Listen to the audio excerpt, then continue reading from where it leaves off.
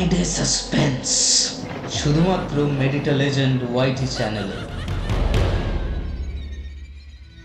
রাত 9টায় আসবে গল্পের ধারা, রহস্য, প্রেম আর হাসির খেলা সারা। আজকের নিবেদন মণ্ডল বাড়ির মৃত্যু রহস্য, রচনায় প্রবোধ চন্দ্র বসু, গল্প পাঠে সুপর্ণা মিশ্র। শুরু হচ্ছে মণ্ডল বাড়ির মৃত্যু রহস্য। লালবাজারে গোয়েন্দা বিভাগে চাঞ্চল্য জাগল। স্থানীয় এমএলএ স্বয়ং এসেছেন গোয়েন্দা বিভাগের বড় কর্তাদের সঙ্গে নিয়ে যেতে। গদাধর মণ্ডলের স্বামী স্ত্রী দুজনেই পাশাপাশি শয্যায় মরে পড়ে থাকতে দেখা গিয়েছে। আজই সকালের ব্যাপার। প্রতিবেশী দিনু কর্মকারের চোখেই দৃশ্যটা প্রথম পড়ে। দিনু এসেছিল তার প্রাপ্য 8 আনা পয়সা নেবার জন্য। আজকেই দেবার কথা ছিল। আধুলি নেবে কে? কপালে ঠেলে সস্ত্রীক মণ্ডলকে হাঁ করা অবস্থায় পড়ে থাকতে দেখে নিজেই মুখ হাঁ হয়ে গেছিল। তবু ডাকাডাকি করেছে, শেষে হাত দিয়ে দুজনকেই নাড়িয়েছে, দুজনকেই মরা কাঠ। দিনুও কাঠ, ভয়ের চোটে। গদাধরের বাড়ির অনতি দূরে থাকেন স্থানীয় এমএলএ রঞ্জিত ঘোষ। বুদ্ধি করে দিনু তাকেই খবরটা দিয়েছে। রঞ্জিতবাবু এসেছিলেন। ঘরে ঢুকে মৃতদেহ দুটো দেখে কেমন উদাস হয়ে গিয়েছিলেন। এই তো জীবন।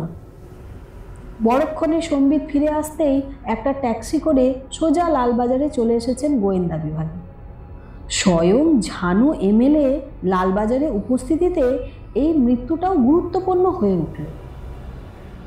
খুন খারাপি না হয়ে যায় না, তাই রণজিৎবাবু না বললেও বুদ্ধি করে বড় কর্তা শিক্ষিত কুকুর সঙ্গে নিলেন। জিপে রণজিৎবাবু আর কর্তা তো থাকলেনই, অধিকন্তু আরও 2 জন সেপাই চললেন ঘটনাস্থলে। পথে যেতে যেতে রঞ্জিতবাবুর কাছ থেকে বিশেষ কিছু খবর আদায় করা গেল না। দিনু যা দেখেছে রঞ্জিতবাবু তাই দেখেছেন, এর বেশি নয়। ভদ্রলোক বেশ চাপা। বড় কর্তা ভাবলেন মুখে কিছু না বললেও অনেক কিছু জানেন মনে হচ্ছে। যাক, স্বচক্ষে দেখে সকর্ণে শুনে সব সন্দেহ ভঞ্জন করলেই চলবে, এই ভাবলেন তিনি। একটু পরেই জিপ পৌঁছে গেল মণ্ডল বাড়ির সামনে। ইতিমধ্যে বেশ কিছু লোক জমায়েত হয়ে উচ্চস্বরে কী সব বলা বলি করছে। পুলিশ দেখে সবাই চুপ মেরে গেল। জনতার দিকে তাকিয়ে সন্তুষ্ট হলেন বড় কর্তা। কুকুরকে কাজে লাগালে অসাফল্য নাও হতে পারে। তাছাড়া অপরাধ বিজ্ঞান বলে অপরাধ করার পর অপরাধী কৌতূহলবশত ঘটনাস্থলের আশেপাশেই ঘুরঘুর করে। তবু একবার তাকিয়ে দেখলেন যদি এদের মধ্যে কেউ আসামি বলে সন্দেহ হয়। এদের মধ্যে ফতুয়া পড়া একটি লোককেই বেশ শক্তিমান বলে মনে হচ্ছে।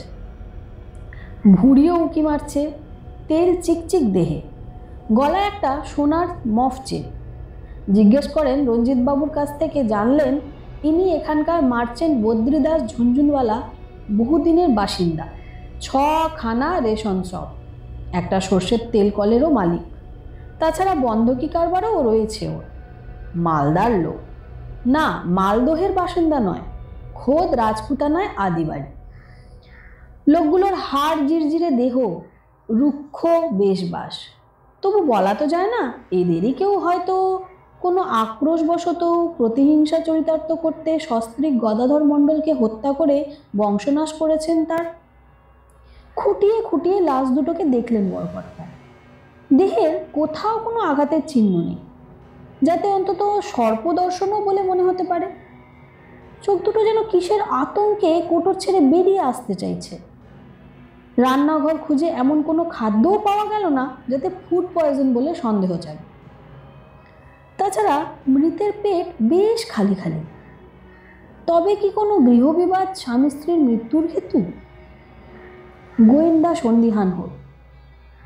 অবশেষে জনতার মধ্যে কিছু লোককে বাছাই করে তাদের বক্তব্য শুনলেন তিনি। বদ্রীদাস ঝুনঝুনওয়ালাও বাদ যায় না। অমন একটা সমর্থ যুবতী বউয়ের মৃত্যুতে যেন বদ্রীদাস বেশি ক্ষুণ্ণ হয়েছে বলে মনে হল। মৃত্যুর কারণ সঠিক করে কেউই বলতে পারল না। তবে এটুকু জানা গেল স্বামী স্ত্রী 1 মাস যাবৎ ঘরে ছিল না। কোথাও খাটাখাটুনি পাওয়া যায় কিনা দেখতে গেছিল। গতকাল সন্ধ্যাতেই ফিরেছিল। পথে দিনু কর্মকারের সঙ্গে দেখা হয়েছে। তবে কি ওরা কিছু টাকা পয়সা সঙ্গে করে এনেছে ভেবে রাতের অন্ধকারে কেউ মেরে ফেলেছে? গোয়েন্দা বড় চিন্তিত হলেন। তাই শিক্ষিত কুকুরটাকে ছেড়ে দেওয়া হলো। কিন্তু না, কারুর হাতেই কামড়ে ধরল না কুকুরটা। অজ্ঞতা লাশ দুটোকে জিপে তুলে এনে সব ব্যবচ্ছেদের ব্যবস্থা করে লালবাজারে ফিরে এলেন বড়কর্তা। পরদিন রঞ্জিত ঘোষ এমএলএকে পুনরায় লালবাজারে দেখা গেল। মণ্ডলদের মৃত্যুর কারণটা তিনি জানতে এসেছেন। তার এলাকার লোকেরা ক্ষেপে আছে, সেই গরজেই তিনি এসেছেন। বড়কর্তাকে বেশ চিন্তাক্লিষ্ট দেখা গেল। এই রঞ্জিত ঘোষই কি অপরাধী? এত লোক থাকতে তারই বা এত গরজ কেন? কিংবা এমনও হতে পারে এই ভদ্রলোক হত্যার ব্যাপারে সংশ্লিষ্ট আছেন। হাজার হোক, এমএলএ বলে কথা, তাই খাতির করে বসিয়ে ময়না তদন্তের রিপোর্ট আনতে পাঠালেন গোয়েন্দা। একটু পরেই রিপোর্ট এলো। দেখেই চমকে ওঠেন গোয়েন্দা। না না, এ হতে পারে না, চেঁচিয়ে বললেন তিনি। সম্পূর্ণ অসম্ভব। আমাদের মান ইজ্জত সব যাবে, সে সঙ্গে আমার চাকুরিও। কি হয়েছে স্যার? শান্ত কণ্ঠে রঞ্জিত বাবু প্রশ্ন করেন। এই দেখুন রিপোর্টে কি লিখেছে। বড়কর্তার দাঁত খিঁচুনি। আমিও জানতাম, রঞ্জিত বাবু বলেন। আমি ঠিক এই সন্দেহই করেছেন তো কি মাথা কিনেছেন? তেলে বেগুনে জ্বলে ওঠেন বড়কর্তা। জানতেন তো বলেননি কেন?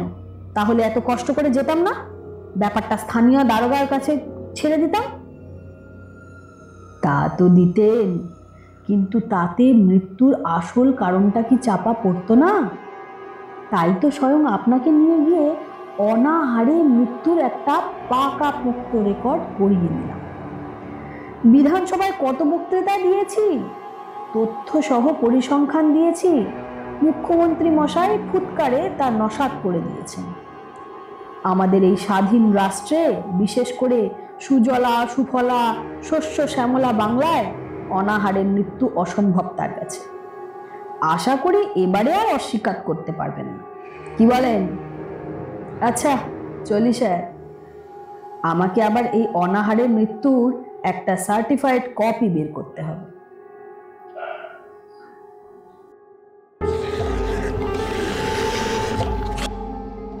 ফ্রাইডে সাসপেন্স শুধুমাত্র মেডিটা লেজেন্ড ওয়াইটি চ্যানেলে।